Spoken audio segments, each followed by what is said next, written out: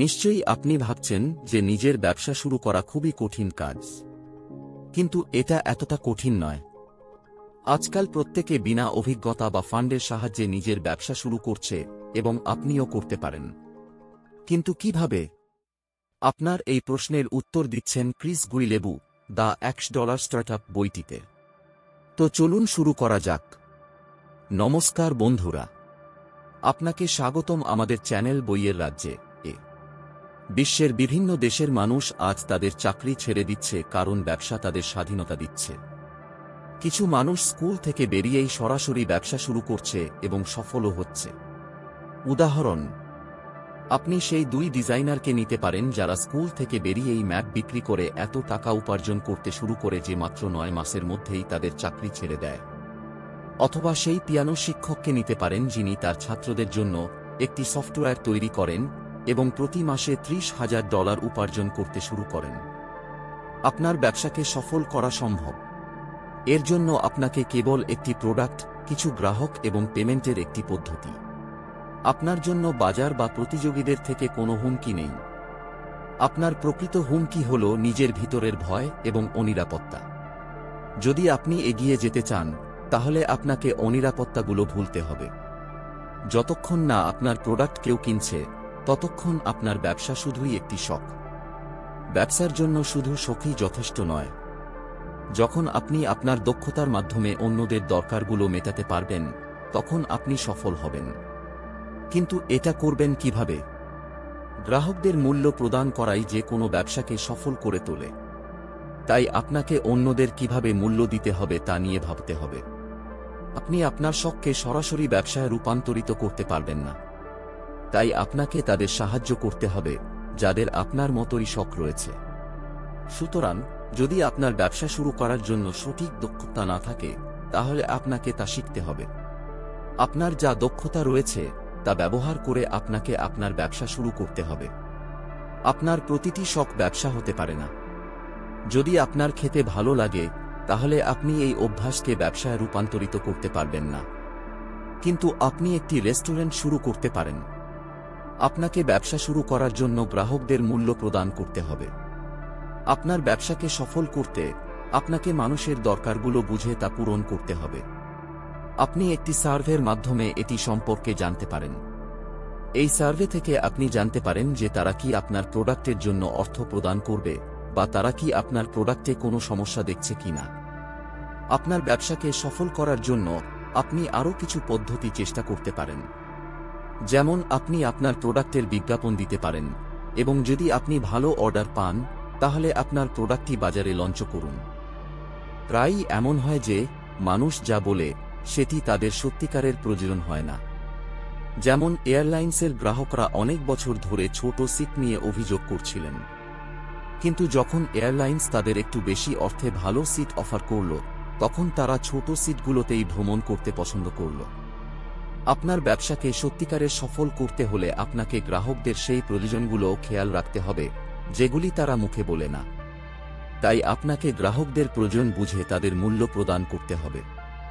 ভালো অফারের পাশাপাশি আপনাকে মার্কেটিং স্কিলও উন্নত করতে হবে। বিজ্ঞাপন করার সময় আপনার প্রোডাক্টের কথা না বলে এই প্রোডাক্ট ব্যবহারে কিভাবে তারা উপকৃত হতে পারে তা বলুন। আপনার প্রোডাক্ট সম্পর্কে না ভেবে মানুষের প্রয়োজনগুলোর প্রতি মনোযোগ দিন। যেমন, একজন যোগগুরু যোগের পরিবর্তে যোগের উপকারিতা সম্পর্কে বললে তার নিজের উপকার হবে। আপনি ভাবুন আপনার ব্যবসা থেকে মানুষের কিভাবে উপকার করা যায়, আর তারই সাথে আপনাকে আপনার ব্যবসার বাজেট নিয়ে ভাবা উচিত। আপনি ট্র্যাডিশনাল মার্কেটিংয়ের পরিবর্তে অন্য মার্কেটিং স্কিলগুলো গ্রহণ করতে পারেন। এর মধ্যে 2টি স্কিল হল অন্যান্য সাংবাদিক ও কোম্পানির সাথে মিলিত হন এবং ব্লগ পোস্ট করুন। এতে আপনার অনেক সুবিধা হবে। দ্বিতীয় পদ্ধতিটি হল বুদ্ধির পরিচয় দেওয়া। আপনি অন্যদের সাহায্য কিছু এভাবে করুন যাতে তাদের যথেষ্ট সুবিধা হয়। যেমন, আপনি কম টাকায় তাদের ভালো পরামর্শ দিতে শুরু করতে পারেন। এতে তারা আপনার ব্যবসা সম্পর্কে অন্যদেরও বলবে, যার ফলে আপনার গ্রাহক সংখ্যা বাড়বে। এইভাবে আপনি আপনার মার্কেটিং স্কিল উন্নত করতে পারেন। প্রত্যেক ব্যবসায়ীরই এই ভয় থাকে যে যদি তার প্রোডাক্ট লঞ্চ হওয়ার পর মানুষের পছন্দ না হয় তাহলে কি হবে? যদি কেউ তা না কিনে তাহলে কি হবে? আপনি প্রোডাক্টটি লঞ্চ করে তার বিজ্ঞাপন করার পরিবর্তে প্রোডাক্টটির বিজ্ঞাপন করে সেটি লঞ্চ করুন। প্রোডাক্ট তৈরি শুরু করার আগেই আপনি মানুষের অর্ডার নেওয়া শুরু করুন। আপনি যত অর্ডার পাবেন সেই অনুযায়ী প্রোডাক্ট তৈরি করুন। একটি লঞ্চ ডেট নির্ধারণ করুন এবং মানুষকে সেই ডেটের কথা জানান। তাদের আপনার প্রোডাক্টের বিস্তারিত সম্পর্কে জানাতে থাকুন এবং শেষ পর্যন্ত যখন লঞ্চ ডেট আসবে তখন আপনার প্রোডাক্ট গ্রাহকদের কাছে পৌঁছানোর জন্য একটি সহজ পদ্ধতি খুঁজে নিন। শুরুতে আপনার প্রোডাক্ট সস্তা রাখুন এবং মানুষকে এই অফারের সম্পর্কে জানিয়ে দিন। এছাড়াও তাদের মনে করিয়ে দিন যে অফারের শেষের তারিখ আসছে। এতে মানুষের দ্বিধা দূর হবে এবং তারা আপনার প্রোডাক্ট কিনবে। তারপর কিছু সময় পরে আপনার প্রোডাক্ট সেই মূল্যে বিক্রি করা বন্ধ করুন। যখন লেখক তার অনলাইন ব্যবসার কোর্স এম্পায়ার বিল্ডিং কিট শুরু করেছিলেন তখন তিনি শিকাগো থেকে পোর্টল্যান্ডে যাওয়া এম্পায়ার বিল্ডার ট্রেনে ছিলেন। গ্রাহকদের লঞ্চ অফারের সুবিধা নেওয়ার জন্য মাত্র 24 ঘন্টার সময় ছিল। যখন এম্পায়ার বিল্ডার ট্রেন ফিরে পোর্টল্যান্ডে আসবে তখন অফার শেষ হয়ে যাবে। এই ট্রেন রাইডের কাহিনী মানুষের মধ্যে দ্রুত ছড়িয়ে পড়ল এবং লেক্কের কাছে অনেক গ্রাহক আসতে শুরু করল। তারা মাত্র 24 ঘন্টার মধ্যে $1 লাখ অর্থাৎ প্রায় 65 লাখ টাকা উপার্জন করল। যদি আপনার ব্যবসা থেকে টাকা না আসে তবে সেই ব্যবসা কোনো কাজে আসবে না। ব্যবসা থেকে টাকা উপার্জনের জন্য আপনাকে 3টি বিষয়ে মনোযোগ দিতে হবে: তহবিল, ব্যয় এবং আয়। আজকাল ব্যবসা শুরু করার জন্য অনেক টাকা দরকার হয় না। আপনি একটি ওয়েবসাইটের মাধ্যমে টাকা উপার্জন করতে পারেন যা তৈরি করতে 5,000 টাকারও কম খরচ হয়। যদি আপনার টাকা দরকার হয় এবং ব্যাংক আপনাকে টাকা না দেয় তবে আপনি সেলফ হেল্প গ্রুপের সাহায্য নিতে পারেন। এসব গ্রুপে কিছু মানুষ মিলিত হয়ে টাকা বিনিয়োগ করে এবং সেই গ্রুপের সদস্যকে টাকা দেয় যার প্রয়োজন হয়। এর পাশাপাশি আপনাকে আপনার ব্যয়েও মনোযোগ দিতে হবে। আপনার টাকা এমন জিনিসে অপচয় করবেন না যা আপনাকে লাভ এনে দেবে না। আপনি শুধুমাত্র সেই জিনিসে টাকা বিনিয়োগ করুন যা আপনার বিক্রি বাড়াতে সাহায্য করবে। এবং অবশেষে আপনার আয়ে মনোযোগ দিন।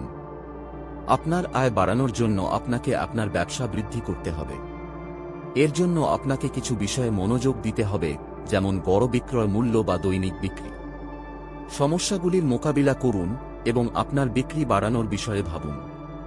আপনার প্রোডাক্ট উন্নত করার কথা ভাবুন।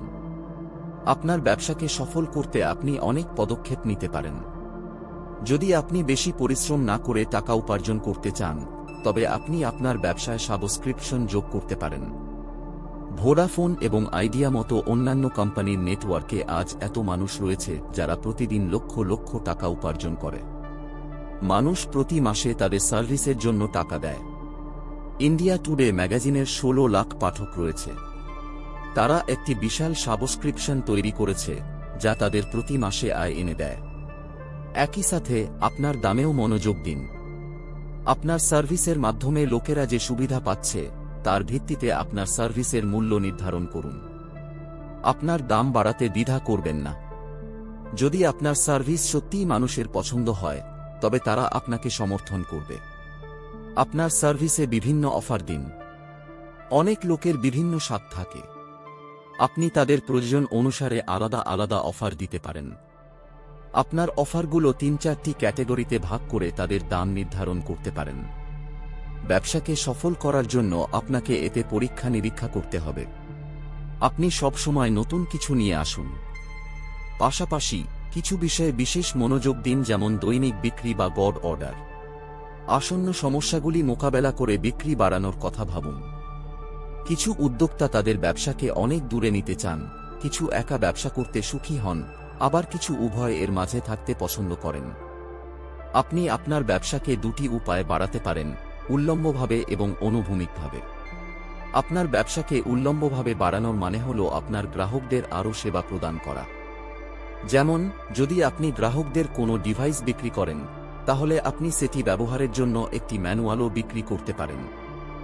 অনুভূমিক বৃদ্ধির মানে হল আপনি বিভিন্ন ধরনের গ্রাহকদের জন্য নতুন নতুন অফার তৈরি করতে পারেন। যেমন, একজন ওয়েবসাইট ডিজাইনার দেখলেন কিছু লোকের জন্য তার ডিজাইন খুবই দামি লাগছে, তাই তিনি তাদের জন্য কিছু সস্তা ডিজাইন তৈরি করলেন। যতই আপনার ব্যবসা বাড়বে, একা সবকিছু সামলানো সম্ভব হবে না। এজন্য আপনি অন্যদের সাহায্য নিতে পারেন। কিছু ছোট ছোট কাজ যেমন মিটিং বুক করা বা অফিস পরিষ্কার করা নিজে না করে অন্যদের করতে দিন। তবে অন্যদের সাহায্য নেওয়া আপনার ব্যক্তিত্বের উপর নির্ভর করে।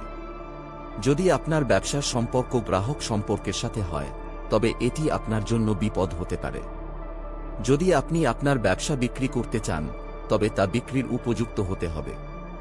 আপনার ব্যবসা এমনভাবে হতে হবে যে ক্রেতা সহজেই বুঝতে পারবে এবং অন্যদের শেখাতে পারবে যা আপনি করছেন। এছাড়াও আপনার ব্যবসা মূল্যবান হতে হবে যাতে অনেক বেশি লোক কেনার জন্য প্রস্তুত হয়। যখন পরিকল্পনা করার সময় আসে, তখন অনেকেই এমন পরিকল্পনা করেন যা কখনই পূর্ণ হয় না। এটি করতে না পারলে তারা হতাশ হয়ে পড়েন এবং তাদের ব্যবসা বন্ধ করে দেন। তাই আপনার পরিকল্পনাকে সহজ রাখুন। আপনি শুধু এতটুকু পরিকল্পনা করুন যে আপনি কি বিক্রি করছেন, এটি কে এবং কেন কিনবে, এবং আপনি কিভাবে টাকা উপার্জন করবেন। আপনার ব্যবসায়িক পরিকল্পনায় শুধু এতটুকুই থাকতে পারে: মানুষকে স্বাস্থ্য উন্নত করার এবং ব্যায়াম করার বিষয়ে পরামর্শ দেওয়া। এছাড়াও আপনাকে মার্কেটিংয়ের উপর মনোযোগ দিতে হবে, যেমন গেস্ট ব্লগিং, এবং আপনার দৈনিক দর্শকদের সংখ্যা দেখতে হবে। আপনার পরিকল্পনাকে বাস্তবে রূপ দেওয়ার জন্য একটি ডেডলাইন রাখুন। সেই দিনেই আপনার প্রোডাক্ট লঞ্চ করুন। আপনার ব্যবসার মিশন নোটকে ছোট থেকে ছোট রাখুন। এতে মানুষের প্রয়োজন বা আপনার সার্ভিস সম্পর্কে অল্প কথায় লিখুন। এতে আপনার ব্যবসার উদ্দেশ্য পরিষ্কার হবে। আপনার ব্যবসা শুরু করার সময় অনেক এমন মানুষ পাবেন যারা আপনাকে অনিচ্ছাকৃত পরামর্শ দেবেন। এই পরামর্শের বেশিরভাগই ব্যবসায়ী নয়, তাই তারা অপ্রয়োজনীয় হতে পারে। সফল হতে হলে কারো পরামর্শের প্রয়োজন নেই। শুধু আপনার সিদ্ধান্তগুলিতে বিশ্বাস করতে শিখুন। ধন্যবাদ।